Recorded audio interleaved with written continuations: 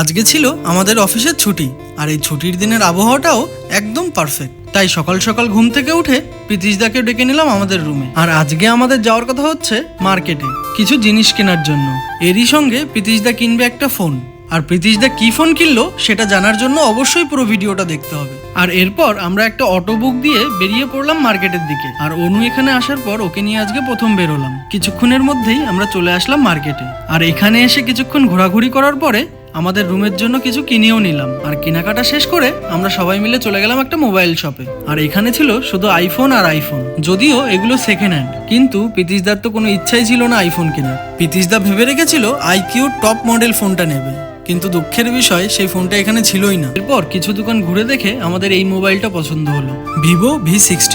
এই ফোনটা কিছুদিন আগেই লঞ্চ হয়েছে। এরপর মোবাইলের বিলটা পেমেন্ট করে আমরা ফোনটা আনবক্সিং করে নিলাম। আর এই ফোনটার সঙ্গে আমাদেরকে দিয়েছিল একটা মিস্ট্রি বক্স।